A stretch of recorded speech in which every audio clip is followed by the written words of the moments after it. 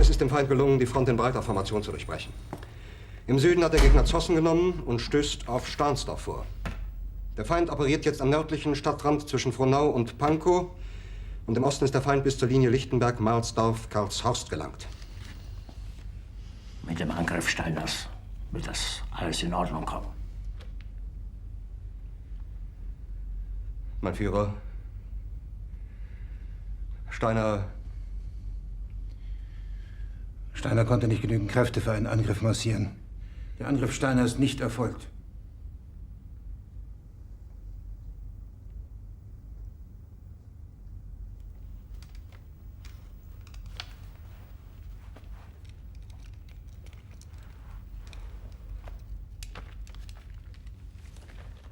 Es bleiben im Raum Keitel, Jodl, Krebs und Burgdorf.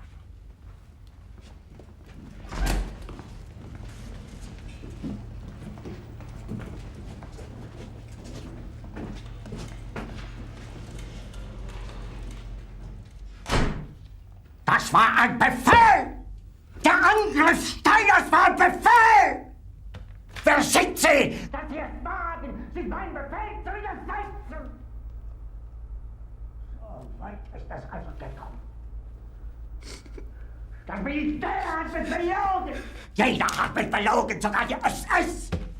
Die gesamte Generalität ist nichts weiter als ein Haufen niederträchtiger, treuloser Feiglinge! Mein Führer, ich kann nicht zulassen, dass die Soldaten, die für Sie verbloßen... Nicht als Feiglinge! Verreiter, Versager! Mein Führer, was Sie da sagen, ist ungeheuerlich. Die Generalität ist das Geschmeiß des deutschen Volkes! Sie ist ohne Ehre! Sie nennen sich Generale, weil Sie Jahre auf Militärakademien zugebracht haben, nur um zu lernen, wie man Messer und Gabel hält! Jahrelang hat das Militär meine Aktionen nur behindert. Es hat mir jeden nur ersichtlichen Widerstand in den Weg gelegt. Ich hätte gut daran getan, von Jahren alle höheren Offiziere liquidieren zu lassen, wie Stalin.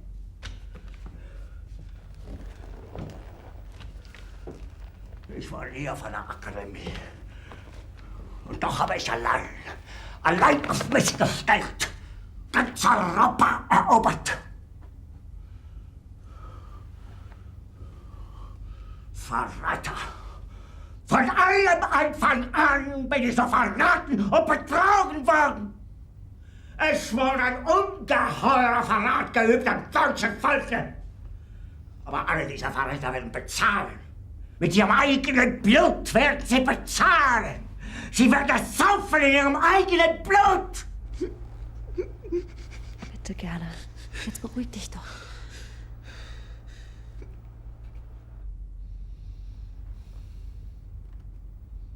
Meine Befehle sind in den Wind gesprochen.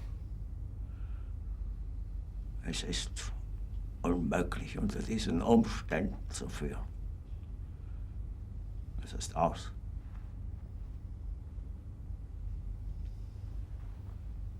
Der Krieg ist verloren.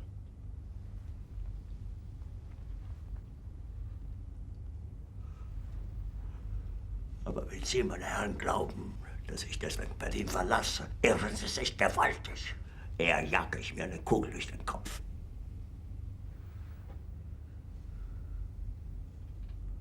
Tun Sie, was Sie wollen.